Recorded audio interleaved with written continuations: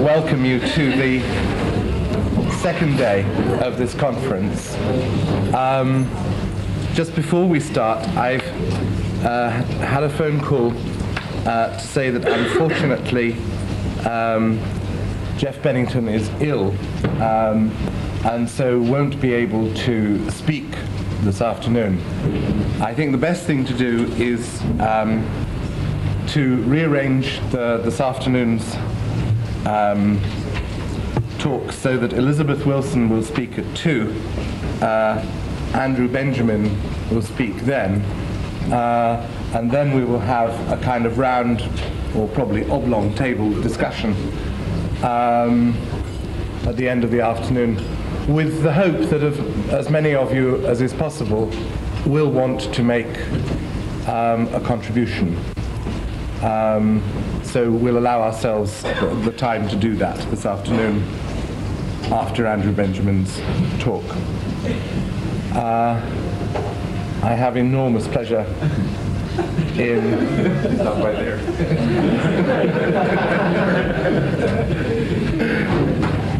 In welcoming Jeff to speak.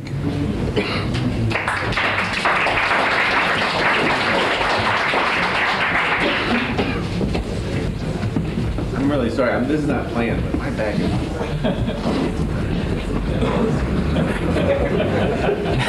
I now have enormous pleasure as well.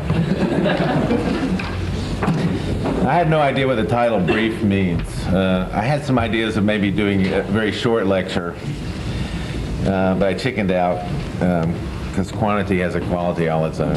And I thought maybe I would do maybe something about law, but I don't know anything about it. So I decided to change the name of the lecture. The new name is How to Be an Architect, Keep Your TV and Automobile, and Be Optimistic at the Same Time. Nothing in the lecture has anything to do with any of that either, but it's a nicer title. Yesterday, Alan made some very nice remarks about Robin Evans, and I want to say just a little bit about that right now. Alan originally had asked me to read from Robin's new book, because Alan read from the book on prisons quite eloquently. I have a copy, and I was an outside reader of the new book. It's an extraordinary work of great force, and I think would have gone a long distance to establish Robin Evans as the kind of thinker in architecture that those that knew him already knew that he was. But I thought it probably inappropriate for me to read it because it's not been approved for publication. So I just wanted to remark on it. I thought it would be fun to tell a story about him. I don't know how many of you knew him. When I first met him at Harvard, and I drove him to the airport, and so I offered to help him with his bags, and he had 2 blue bags, 2 giant big suitcases, sort of the kind that gorillas throw around on Samsonite ants, and then he had this little bitty black bag. So I said, you know, boy, you travel, you pack a lot. And he said, well, I put all my clothes in the black bag. So anyway, I picked up these 2 suitcases. They weigh at least, honestly, 200 pounds each. And so he said, well, wherever I go, I take my entire slide collection. Because I have this fear that I don't know what slide I'm going to need. And so he would carry 35,000 slides with him. And I had this image of him being being afraid that he was in a bar in a pickup conversation and he would absolutely need to have a key slide from his slide collection. So he was a really incredible man. I think the new book is really, as I said, going to establish him as a new voice. It's one that I think we're going to miss. The other thing is he was doing some new work on imagination. In fact, he had planned to do a series of lectures based on the new work here. I hope we can find some record of that, some notes, perhaps some of the essays he's written. I also think that that's a key idea. Some of the work I'm going to be discussing today is informed by some of the conversations we had about what is imagination and what's the role of imagination in architecture and architecture as a form of imagination. So I just wanted to say those few words about Robin. Let's see. Can you hear me okay? Or okay. I'm trying to figure out what I was in this. Yesterday we saw sort of the big architects and one big thinker, and today we're seeing big thinkers. And I thought I needed to.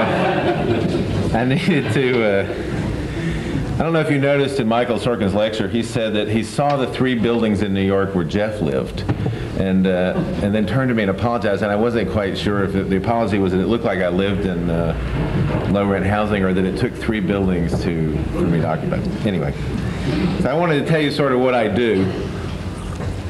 I used to call it design theory, and I'm particularly interested in how does theory operate in the design process. When an architect sits down to design, what ideas does he or she use? How does he use them? How do those influence the project? I've recently decided to change it from design theory to designer theory, because it's sort of closer to what's going on. Designer theory has the suggestion of like designer genes or designer. It sells well, doesn't mean too much. So it tries to capture a little bit, not the lack of seriousness, but sort of the lack of rigor that constitutes this new discipline I'm inventing called designer theory. And tonight I'm going to be showing you some ideas that come from designer theory. Now, if you've had either the misfortune or the fortune to be studying some issues in post-structuralist theory, you'll know that designer theory derives from a larger problem related to theories of translation called the problem of embodiment. And this is a key issue. The issue is to what extent can meaning or intention or trajectory or motive be actually embodied in some physical circumstance. And I'll discuss the consequences of the problem of embodiment for architectural design a little more thoroughly, but there's some examples I think that are quite interesting. I first started to think about it when I thought about the consequences of the Coca-Cola ad. When they were translating Coca-Cola, Coca-Cola is extremely popular in Egypt, particularly under the campaign, which was I think it's the real thing. So when Coca-Cola was using the phrase "it's the real thing" to advertise in Egypt, it developed a very big market. And yesterday, actually, when Michael was drinking his Coca-Cola, I was reminded about this. I also realized that I drink Diet Coke and Michael drinks real Coke, because he needs a real a truth in his Coke, whereas my Coke can says absolutely no nutritional value. It's a completely artificial, simulated object. And so, anyway, when they were translating the Coke ads, they started a new ad campaign in the United States, and it was a Coke Ad's Life. So they translated the ad, they started broadcasting it in Egypt, and Coke sales fell off dramatically. And the reason was that they investigated was that when they translated it into Arabic, it translated as "Coke brings you back from the dead."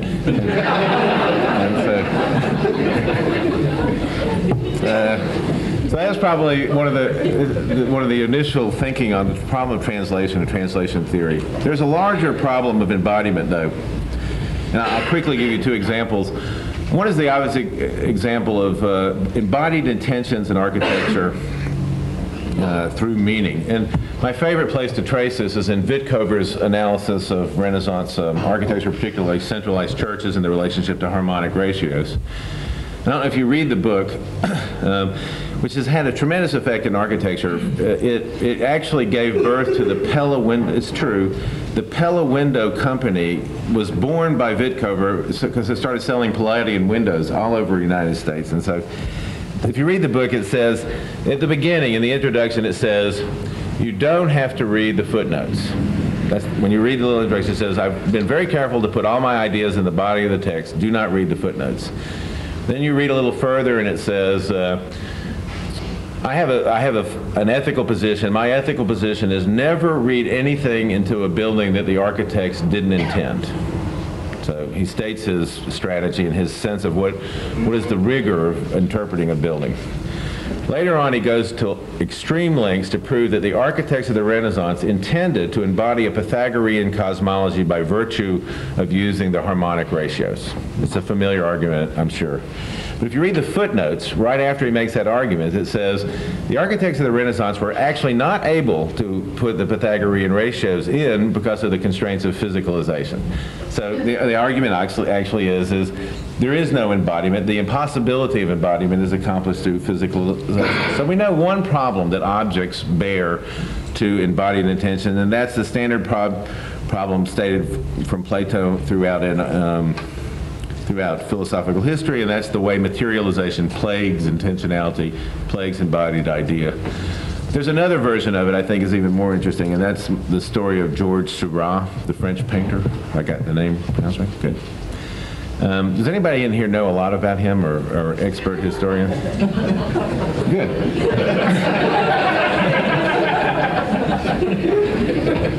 I've done years of research on this, and actually,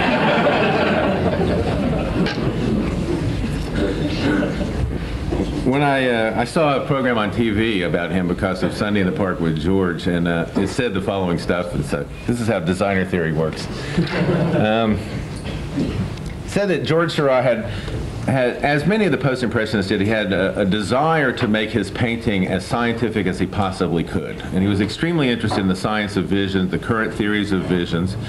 And he developed the style which we now call his Pointillist Style by trying to read these theories and embody them in a painting technique. Now, it was extremely interesting because if you go back and you read his notes and his writings, he read the right theories of the time, but he seriously misunderstood what they were saying. So his derivation of painting technique was initiated by a very serious misreading of the current theories of vision at the time. Moreover, the current theories of vision at the time are now understood to be quite incorrect. So pointillism, the production of a very wonderful painterly style with great visual effect, occurs from a mistaken reading of a mistaken theory. Now, if you're in genuine theory, if you're a real philosopher, you're a real theorist, your desire in this circumstance is the following. You would like to believe that if he had correctly interpreted the incorrect theory, the paintings would have been better. And that if he had actually correctly interpreted the correct theory, the paintings would have been perfect. So this is the desire of every theorist. But designer theory realizes that this is also an impossibility. There is no one-to-one causal connection between the reading of material and the interpretation and translation of material into intention beyond such defective ideas as I want to let light in from I want to let the sun's light in the evening, so I poke a hole in the west wall. Clearly, at a very defective or primitive level, some issues of embodiment can be accomplished, but at the levels that we're speaking about, particularly the levels of imagination, there's a very bad relationship. However, interestingly enough, a necessary relationship. Finally, just again preliminary, in fact, I thought I'd show you a quick example of designer theory from yesterday. I don't know, I mean, maybe this won't be as funny to you as it is. Let's see, I pushed the red button. One thing I want to say, though, I want to ask the audio-visual people. I know, don't push the red button. You told me this. I know. What I'm particularly interested in happening is while I'm showing the slides, I'd like at some point arbitrarily a very bright light to come. So I'm specifically asking for that as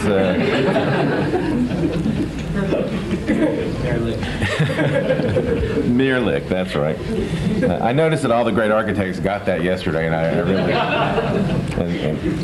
Okay, so push forward. Now, I am really committed to the notion of forward. As you can see, they assured me that the lights wouldn't be a problem for the slides. Now, this is a slide that... Let me make sure I've got this right. Okay. Now, can you focus a little bit?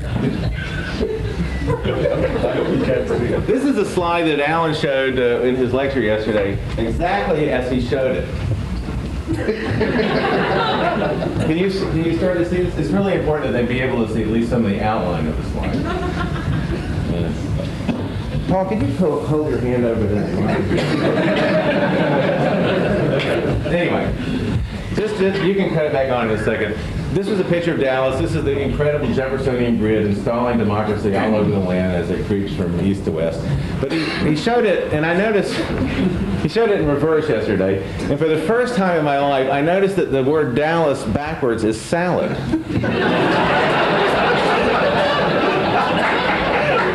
At least within the tolerances of my capacity to spell. And so I realized that this is not a picture of grid. This is a picture of salad all over the country.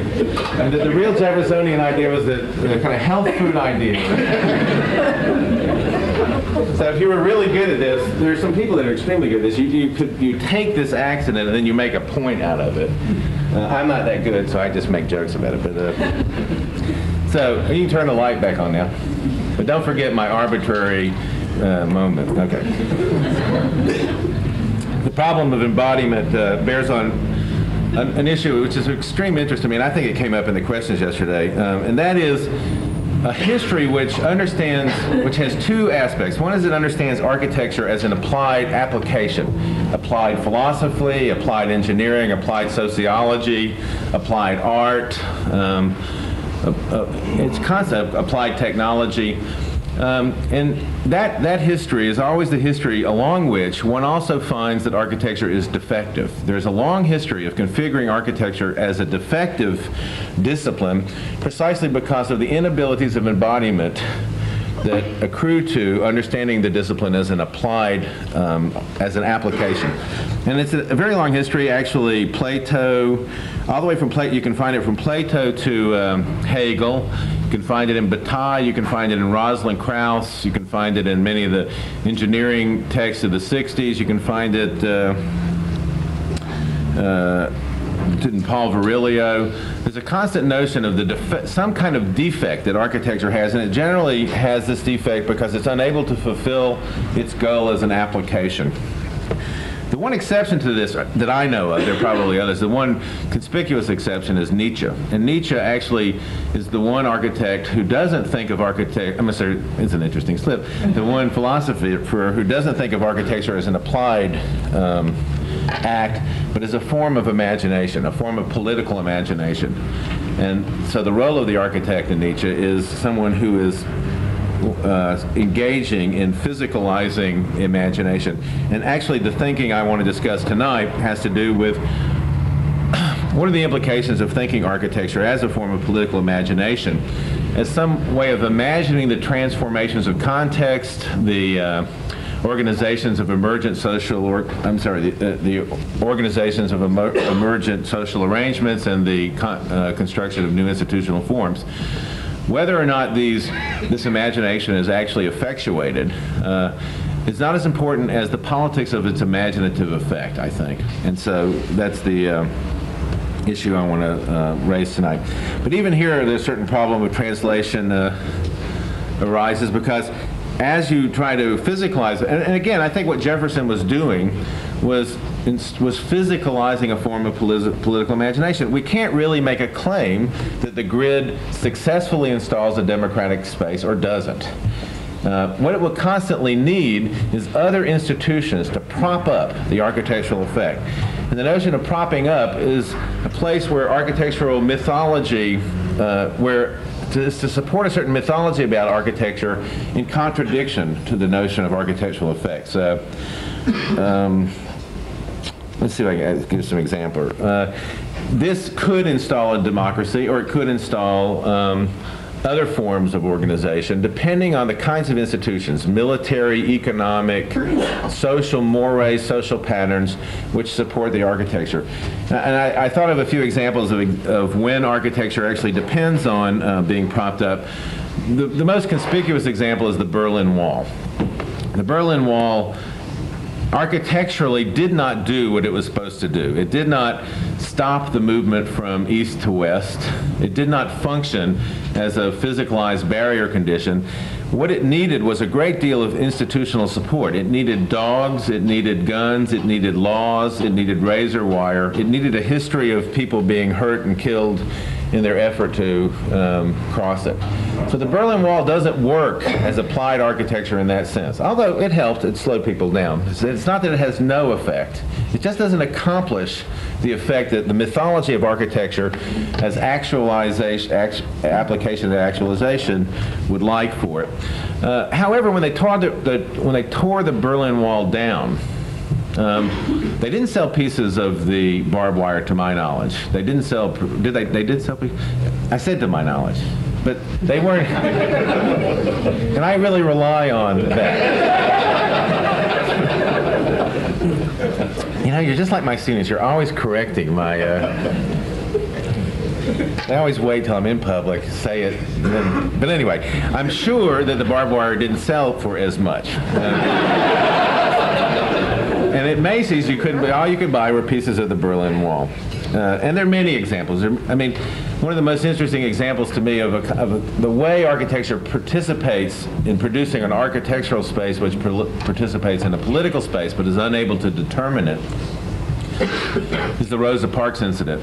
In the United States, you may or may not know this story. The Rosa Parks incident was an incident which was considered one of the initiating events in the civil rights movement. Rosa Parks is a black woman who was a domestic, got on a bus. In the United States, used to get on buses, and I remember getting on them in the South, and you would read on the front, it would say, "Colored people to the rear." It was so natural to me that when I was young, I tried to figure out what was the logic, and I thought, colored people ride the bus the most, and so they get the best seats. And so there were, it was the idea that because I was a kid, I liked to sit in the back of the bus, and so I tried to figure out the logic. Anyway, she gets on the bus, and she sits down. She's tired. She refuses to go to the back of the bus when another person comes on. She's arrested, and it initiates several marches, and she's one of the founding members of the civil rights movement. And that incident is an important place in that history. Now, there are many interpretations of that moment. There's an economic interpretation, there's a political history, there's a psychological, there's an event history, because no doubt that same event occurred many times. It was only a change in the context which frames it as a particular political moment. There's also an architectural part of that event. It may seem trivial. I think it's quite interesting, though, to architects, and that is that the bus has a front and a back. I mean, it's able to support a kind of political institution, but it doesn't take control over it. It doesn't determine it. It doesn't decide that what the front will be better and the back will be worse. It just causes the material differentiation, and it's all the other institutions that support that physical condition that actually establish the political space. The political space in that instant depended not only on material form, but on the context and on the event. Architecture, at best, is in control of some aspects of the material form. It's a minor relationship to events through program, and a very indeterminate relationship to context through some relationship to site. You couldn't have fixed that situation, for example, by designing round buses and putting the driver in the middle so that there'd be no front and back. There are many examples. You can constantly think of examples. Let me push forward again to see if I can. The Russian Parliament building incident with Boris Yeltsin is another example. I mean, you constantly think about how the political space, the components of the political space, even in the instance we're in now, are not determined by the architecture, although the architecture participates in them. They're determined by a combination of contexts, many contexts that are operating at the same time, and event. If you look at generally as we read the politics of Speer's plan, we read a kind of history of organizing finite hierarchical spaces, installing a certain kind of institutional space, normally associated with pre-modern organizations, and generally considered to be repugnant as a form of organization today in its conspicuous association with pre-democratic political goals. Is this not the... Are you whispering that this isn't really the Speer plan? I mean, okay. I really, I'm not too worried about this in America, but here I was worried that people would know all kinds of things. Now, this is, so, for example, when I discuss my students, they cannot imagine this as something that they would voluntarily do, because they see the architectural space in this as installing a political space, and they understand that as taking comprehensive control over the political space. It is a form of political imagination, but as I've tried to indicate, it does not take control over the political space. And in fact, if you go further in Speer's representation, he indicates the need for other institutions to support that politics. I don't know if you can see this. These are little guns, I hope. Not little guns, actually very big guns. And so a great, and this ambiguity of the relationship between architectural space and political space, and how do you organize social life, has actually underwritten many of the postmodern strategies. Leon Krier, for example, when we saw his scheme for La Villette, it was very reminiscent of some of the schemes of Speer. In fact, Leon Krier wrote a book on Speer. And the argument is that the weak relationship between the way architectural space determines political space in essence means that there is no relationship, and that you can use organizations associated with prior political circumstances because they do a good job at organizing social life. Actually, as I was listening to, well, maybe I'll say this for later, but there was, well, sorry. It's not a nice thing to do to stand in a lecture or comment on some previous lecture. But I'll do it later. So, Leon Krier's scheme, many of the postmodernist schemes that appealed to pre-modern strategies because of what they understood as a lack of hierarchy or a kind of disintegration of organization, and was justified by the fact that there's not a strong relationship between the politics and the architectural space.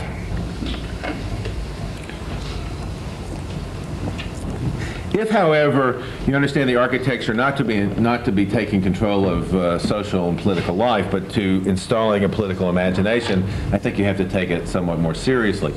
I think the repugnance that architects feel, or many architects feel, particularly in this institution, to such a plan has to do with not so much its history, but the way it installs a certain kind of imagination. And so, I really wanted to talk tonight, the rest of the talk, about what it is to understand architecture as a form of political imagination. And if we do that, and if we're understanding that probably the prevailing ethic in architectural design remains the problem of how to install, as best as possible, an image or an imagination of democratic space, then interestingly enough, we only have two models. And I think it's quite, I mean, it may be reductive, but I think what you'll find is that there are really only two models of how to organize a democratic space. One model, and we saw these yesterday, these two. One model is the grid. Absolute homogeneity, equalization, in the notion that a homogeneous space guarantees a democracy by being broadly enfranchising. And so this is a cemetery in Brie. I'll just run through these quickly. Now, as I tell you more about this, as I contextualize this for you, I think the politics of this space actually changes, because what this is the cemetery for the German soldiers of World War I in France, in Brie, France. But the sense of extreme homogenization, and its characteristics, I think, are interesting. It's not just the equilibration of the grid, but it has a kind of intensive coherence, an extreme level of coordination, and an extreme level of cohesiveness.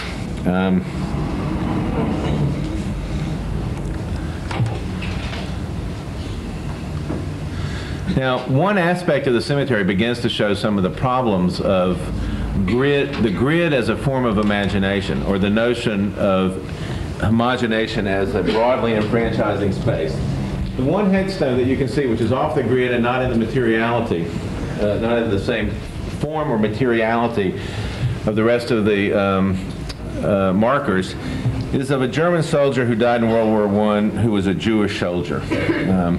The cemetery was constructed after World War II, I believe. Is that right? Yes, that's right. Research has shown that. And all of a sudden you start to realize that the logic of the grid, which requires erasure and replacement of diversity and difference, the standardization, which is supposed to be broadly enfranchising, also is such that it is unable to accommodate a necessary celebration of diversity and difference, so that instances which need to be differentiated in the logic can't be. And so you begin to see the breakdown of the politics of the grid. And this was actually the issue that Rem was trying to argue, that perhaps the grid is more broadly enfranchising than we thought it was, but at least we should understand why the grid was a model for democratic space, and at the same time what its problems were. The second model is collage. Now, this is a cemetery 50 meters away from the former, and in fact, the little wall you saw on the right side of the screen separates the two. This is the cemetery for the soldiers for the Commonwealth nations that died in the same war. It's right next to it. And it's the very model of collage, understood as identification of diversity and difference and an explicit representation of it. And so it's every material, every form, as you'll see, little patches of differential organization, a high level of individualist expression, lots of odd forms, mixture, by the way, you'll see later, of scene conditions which would mix Muslim and Jewish and Christian. You see a little, within the organization, there are little patches of homogeneity. And so the other model of installing a democratic space through architecture is the collage. And as far as I can see, those are really the only two prevailing models. Now, and in fact, as I listened to the lectures yesterday, what I thought there was, and I think if you go back and look at this, it was some debate on the differences between collage and grid, but mostly a debate on the particular kinds of collage that can be used. Techniques of collage, surrealist collage versus compositional collage, Dada collage versus postmodern collage. There are collage, bricolage, assemblage, rollage. I'm using this as a very broad term. The particular characters of collage are no erasure, the production of a democratic space through incongruity and extensive incoherence. And so when I speak of collage, I'm speaking of models that seek to preserve diversity and difference in a democratic order through those techniques. Now, it's been one of the most astonishingly successful models, not only in architectural history, but actually in political history, in many different disciplines. The model of collage as a democratic model is, one should understand the degree of its success. And it's probably true that its success is not exhausted, although I'm going to try to argue that it's waning. But even in recent architectural history, it has been able to underwrite such differential practices as the work of Venturi and Colin Rowe. Eisenman has used collage in the scaling projects. Rems used collage. Danielle's used collage. Aspects of Michael Sorkin's both discussions and his work appeal to the collage as the necessary need to do two things: to withdraw from the logic of erasure and replacement, which preserves both history, memory, but also explore the contradictions, the incongruities, and the forms of incoherence that indicate a contemporary aspect of democratic life. Now, I believe that there are some early signs to suggest that collage is failing as a model, and that in fact it cannot be relied upon to be an adequate model for democratic space, thinking in terms of architecture as a form of political imagination. I thought one issue of this is that the collage depends on two techniques: rostering and identification. You have to identify systems of difference, and then you have to enable them and roster them. And actually, if you look at the history of collage, both in politics and in art, it constantly gets renewed when some artist or some politician or some group identifies a new kind of difference and begins to incorporate that kind of difference in their scheme. So compositional collage, which looks at newspapers and makes compositional arrangements, gets replaced by Dada collage when aleatoric processes becomes a technique which is identified and rostered. Ontological collage and postmodernism. So in order to accomplish its goal, it's dependent on the technique of identification and rostering. That means, in principle, that all systems of difference should be able to be rostered and enfranchised. Now, we know for theoretical reasons that that's actually impossible. Systems of difference continue to produce systems of difference, and difference evolves with the same proliferative force as sameness. There will never be a catalog, no matter how large, capable of identifying difference.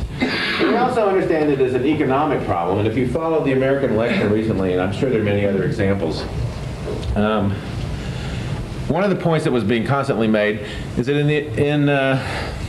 in Washington there are now 41,454 registered special interest agents who are advocating in support of 10,500 special interest groups. There are 10,500 groups who've identified their systems of difference, who are legally entitled to hire a lobbyist and seek adequate representation for their systems of difference. Now, you may be cynical about this, but this is actually democracy of collage working as best as possible. It's allowing as many organizations of difference to identify themselves and to find a voice.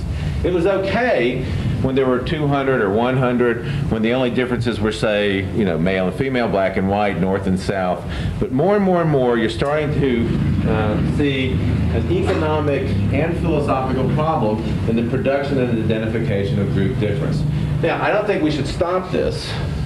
I mean, I'm not saying that the form of democratic government that we see in its varieties around the world should be stopped, but I do think we can see an end to its capacity to function as a democratic, for collage thinking to function as the proper paradigm for democratic organizations. I think the same thing is happening in architectural space. Cities all over the world are using collage techniques, whether from Colin Rowe or from the developer who saw the latest Michael Graves magazine.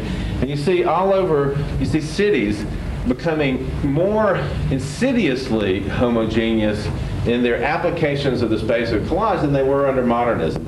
It's actually, I mean, just visually, it's more tedious to go all over the world and see the same kind of noise than it was to go all over the world and see the same kind of glass box city.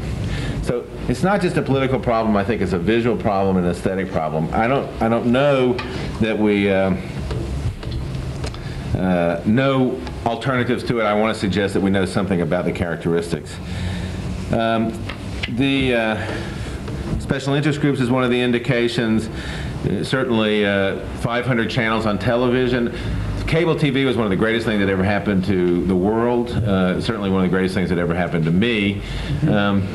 But it was okay when it was 32 channels because I could actually push my thumb on the remote control fast enough, collage all the images and get it. Soon there will be 500 channels. If you read in Newsweek this week, and they're starting to worry about the political effects of that.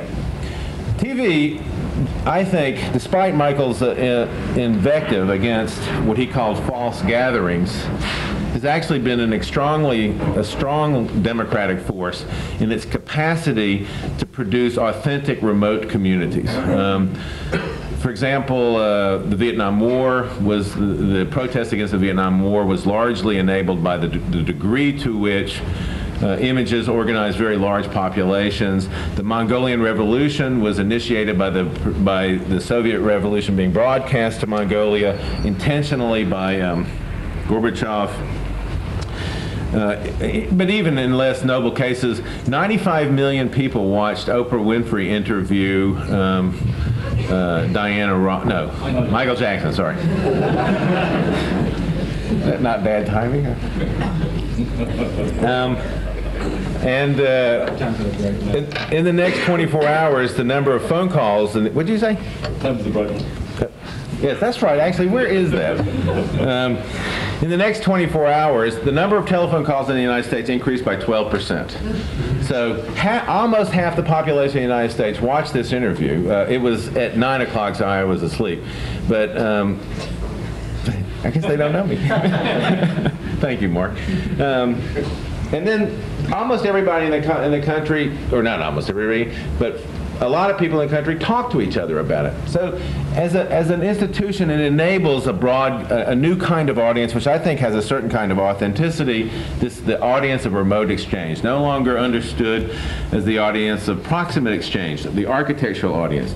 Now, architecture comes into its own in its capacity to organize the social space of proximate exchange, to produce gatherings, to produce body-to-body encounters, and it's certainly to understand why it's threatened by the idea that there are authentic communities based on remote exchange, but it's not clear that it need be. However, increasing levels, like the 500 channel TV that we will have next year. It's in Newsweek this week, but next year in the United States, we'll have 500 channel cable, and by 1998, we'll have 3,000 channel cable.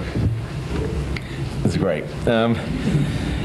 And what they're really worried about is the degree to which that level of diversity and difference, that level of distinction, that level of rostering no longer produces bleeding over effects, but starts to produce an extreme special interest partitioning, so that there'll be liberal channels, you know, channels for gays, channels for Republicans, channels for every kind of special interest group. So that what'll happen is, through the economics, that you will actually start to fragment the population in a serious way. And so there are reasons to think, I believe, that collage is exhausted as an adequate model for democratic imagination. And I also think it's a mistake to go back and appeal to pre-collage models, to the grid, or to even the notion that pre-modern organizations are adequate, because we understand them as being capable of sustaining new institutional forms. So I want to lay out, to conclude, just very quickly, some of the premises that some of the characteristics that might be necessary for a new model of democratic imagination, which is not based on collage. And actually, these are derived. The neo-modernist social theorist Roberto Unger gave a lecture called "The Better Futures of Architecture" at the Anyone conference, in Los Angeles, and he set out 5 criteria that he thought any new architecture would have to meet if it was going to adequately stage and condition forms of democracy which we have not yet envisioned, new and more radical forms of democracy. And his 5 criteria were blank, simply meaning non-referential, not affiliated with any particular group; vast, trying to negotiate the spatial condition between the infinite space of radical homogeneity and the highly articulated, configured space of pre-modern hierarchical social patterns; pointing, the idea of indication and the idea of being able to graft into relationships which was not based on semiotics, not based on an authenticity or truth of meaning; incongruous and incoherent. Now, as you've heard me describe, I believe that incoherence is one of the major consequences, one of the major forms of adequacy of collage. And so I've taken that list and accepted all the first 4, blank, vast, pointing, incongruous, but changed the last notion from incoherence to intensive cohesion. So the idea would be, how can we imagine a space which was heterogeneous without being hierarchical, which had the features of being blank, vast, pointing, and incongruous, but was based on a notion of intensive coherence. And so I'll quickly show you some of the projects which I think suggest some of these. Oh, I'm sorry. See, the difference between that and this is astonishing, and I see y'all see it immediately. It all turns on the roses. I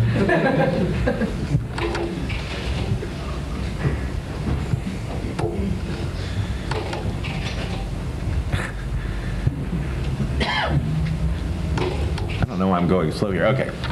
One project which I had the opportunity to work on with Peter Eisman was the Columbus Convention Center. Quickly, what we were looking for was some idea of a building which would read as a new institution, so would not be recollective. To be pointing means to not engage in a certain simple semiotics of reference, but to be suggestive. And so one idea is to find systems of grafting which smooth the relationships between disjoint systems. So instead of producing extensive incoherence, a new organization comes in and smooths the relationship between disjoint systems. However convincing you claim you are, or however you're convinced by the claim or not, we envision this object as connecting something about the geometry of the road systems and the curvilinear geometry of the context to these extruded buildings. It meets all kinds of urban responsibilities. Nothing about the architecture, I'm saying, can take upon itself the failure to meet a set of basic urban responsibilities in terms of scale and function. However, the issue is, can it cause other kinds of effects? Can it smooth relationships? So we see it as extruding the logic of these fairly uninteresting storefront buildings and connecting it to a completely disjoint logic, hierarchically disjoint logic of the geometry of the road system, so as to make a more cohesive context. So the first thinking about this was an idea about form no longer derived from collage, monolithic, but whose inflected geometries was such that it could begin to connect discrete systems that had no particular relationship and to smooth those connections without erasing them. That was one idea. And I don't know what else I have here. Another idea, I'll go through this quickly. Bram Stradell and I were thinking that perhaps you could take modern strategies, inflect those strategies, graph those on in large-scale organizations, and move an entire city towards a kind of cohesiveness. Actually, a bad version of this is occurring all over the United States. I don't know if you have that here. In order to get some sense of cohesion without erasure in cities in the United States, they've taken up some guy's making a lot of money on this too. They've taken up this strategy of outlining all of the buildings in the city in neon. Have you seen this? So you go to the city, it's extremely incoherent, and then at night they turn it on. Because the outlines are all in light, all in materiality. Honestly, you would like to dislike it. I kind of would like to dislike it, but on the other hand, it has a very interesting effect. And so we were wondering if you could actually do this in terms of large-scale planning and organization. I don't know if these diagrams are mostly to prove that we do preliminary work. I won't read these things. It's extremely interesting, and you can buy the book. Yeah. But I'll just show you quickly. So first is to look at a particular graph. What is a kind of graph which will not be derived from the context, but will be sufficiently disciplined and inflected that it may promise to organize existing conditions.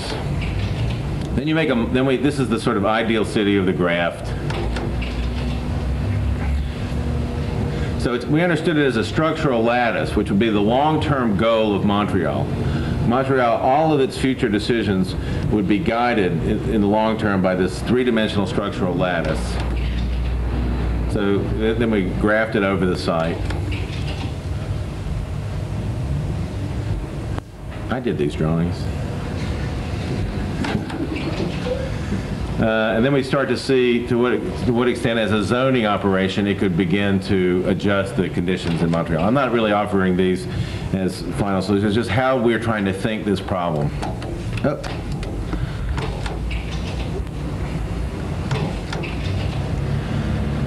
I'm oftentimes hear that I hear two things about my work and the work I'm associated with. One is it looks like Flintstone architecture.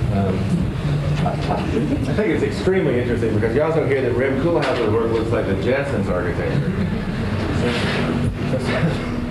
So somewhere between the Flintstones and the Jetsons is probably a reasonable thinking on architecture. But it is often said that the work is strictly formal, has no political implications, and is just a change in aesthetics.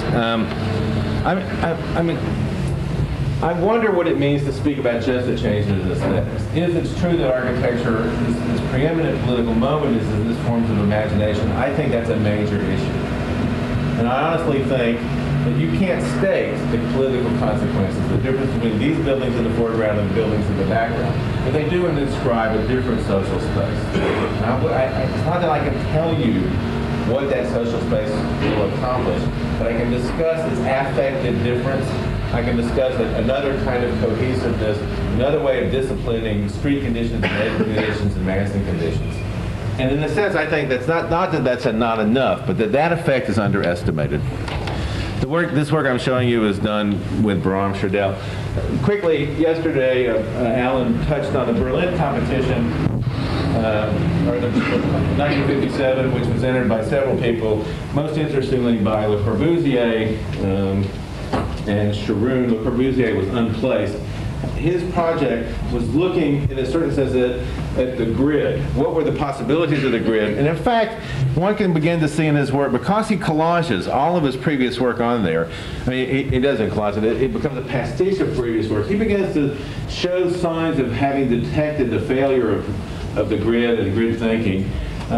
But what's interesting, again, is that this installs, as is typical of the modern notion of the grid and erasure and replacement, it installs an outside logic. Its idea of democratic space is that a logic, a geometry must be installed and take control over the space. Now, Sharoon was as Alan actually makes quite clearly in his book, and since it's the only place I've ever read about this, it's all I know about this, but there is a well-known debate between Sharoon and Le Corbusier about the degree to which new orders, both were interested in new orders, and Sharoon is explicitly interested in new forms of order for Berlin in his notebook.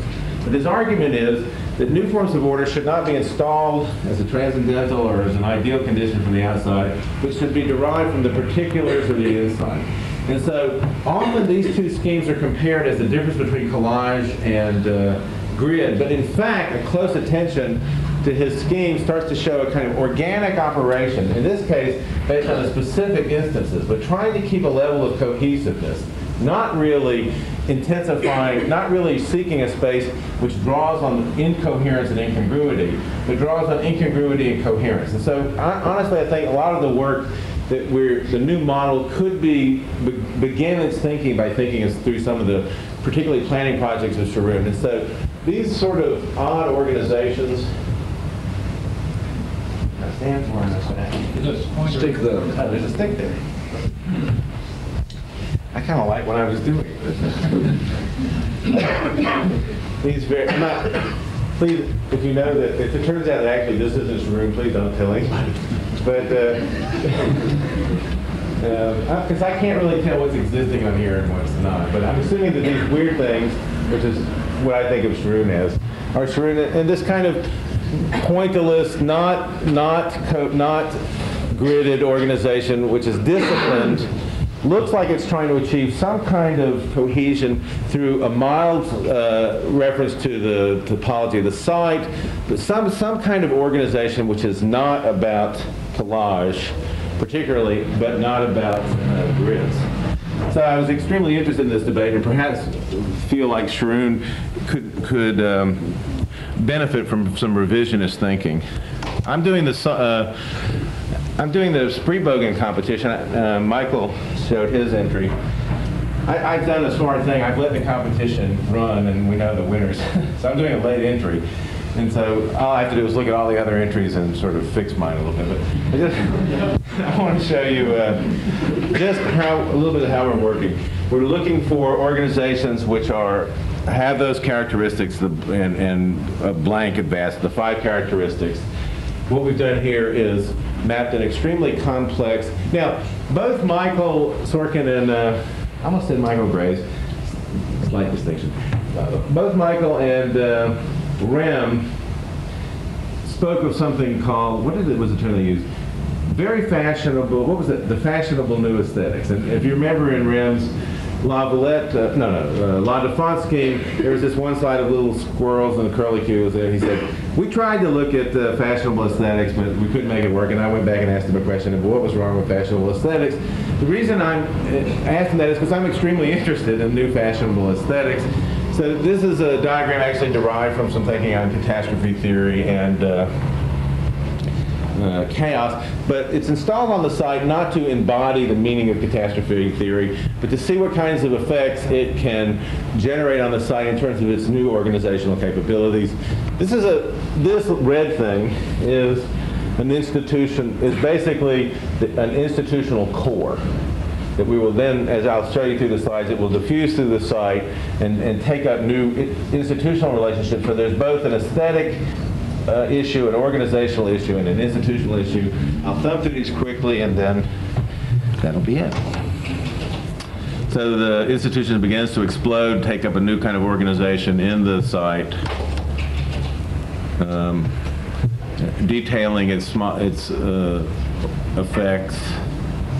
its possible relationships with existing buildings and other organizations. And then first steps towards its concretization. That's it. Thank you very much.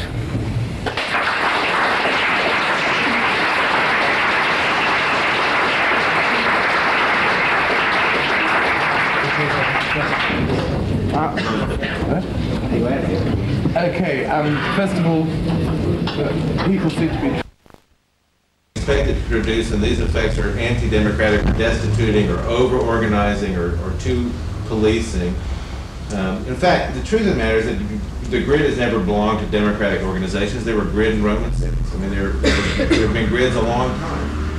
But the idea that the grid was an effective tool for democratic imagination is when the notion of homogeneity and equality evolved. It was not an embodied consequence of the effect of the grid. Grids have been used to organize extremely hierarchical spaces. That you were saying there are other social dimensions. Now this issue that it was always latent in the grid is an issue of embodiment. It is a claim that all the possible effects of an object are latent in the object. I don't think that's true, and I think I tried to give you examples of the degree to which the effects, including the political effects of any material condition, are dependent on both a condition of events and a condition of context. You know, as there's actually a legislation in both Atlanta and Los Angeles now to start to decorate school buses for busing in terms of indigenous decor. I mean, it turns out that Hispanics in East LA are, Hispanic children are afraid to get on the buses. They're afraid to get on the buses because to them the buses, you can speak of this as a kind of colonial representation. These buses, those nice yellow buses, simply designed for their efficiency, come into their neighborhood, and the children are afraid to get on the buses because they know that that represents leaving their community, going into another community where they don't belong, and so there's this discussion about decorating the buses so that they're more accommodating to that culture. This is a positive moment in collage, I think. But it is not a latent effect in the bus to have produced that moment of colonialization. It is an effect of the context. You cannot argue that all possible effects are latent in the original object, and therefore, but you neither can you argue that there's no object. The desire of there to be an extensive dematerialization, the end of the object, something about, Michael talked something about this, is also not true. The object exists, but it is constantly reformulated in its existence by changing context. That transmutability does not render vulnerable its existence. And so my entire argument depends on the kind, maybe it was overly glib, but the whole problematic of embodiment that I outlined earlier is the only thing that makes that substantiates the argument. If it's true that the full panoply of effects, present, virtual, latent, virtual, and real, is already contained in the object, then what I'm saying is not true. Then there will be something like then there is at least a philosophy of full fluorescence, so that we know all possible effects of the objects and we can deploy all objects according to their full rostering of effects as possible. I don't think that that's a sustainable argument. Okay. One last question. One last question, but if it's on Spear, keep it short. No, I don't. I just wanted to ask you. A short question on Spear. No, I don't want to ask this Spear, but do you think your towers look like rocks? Yes. But very elegant rocks. This is a conclusion, a comment, but there seems to be a third element, and it's an obvious one. And the grid was opposed in the 19th century by nature. I would quite like to think about the grid, collage, and something other. Yeah, There's a terrible meanness about that internal condition you described. There has to be a way of talking about larger. That sort of nature culture. I'm talking about salad, essentially. No? Yeah, I think so. The title should be Greed, Collage, and Camouflage. No, just hold to the idea of nature. Well, in an extremely optimistic sense, I also condemn the nature culture arrangement and also find it in Rousseau, as others have. And actually, kind of like Hegel's idea on this, and there's no such thing really as nature, but there's only the construction of nature through its instrumentalization. If what you mean is places where there's grass and trees versus places where there's rocks, is that sort of what you're talking about? Places, grass, trees, rocks, as opposed to building. I'm all in favor of glass, trees, rocks, and buildings. I see those as disjoint hierarchical systems. Farmland, gardens, mountains, big things. Big things are Bigger than those things. Really, I didn't know they were bigger than Oh, that. yeah. So I got the idea now. You design entire mountain ranges. That's great. No, for me, those are disjoint systems that you accomplish a broader. That it becomes necessary to smooth. Smoothing understood as a process which preserves their distinctions but smooths out their hierarchies. I don't think. I mean, it would be interesting to appeal to Japanese notions of gardening, but I think it's only through an intensive artifaction and instrumentalization that we actually accomplish the effects that you would like to say are latent in the ontological status of the condition, nature versus culture. Final comment. Jefferson did say that. That's a short, closing Jefferson comment. You know? did say that America didn't need the effects of the European cathedral because it had the mountain. Yeah, look at, what was that place he built? That's right, Monticello. Thank you. Okay, Jeff, thank you very much. Thank you.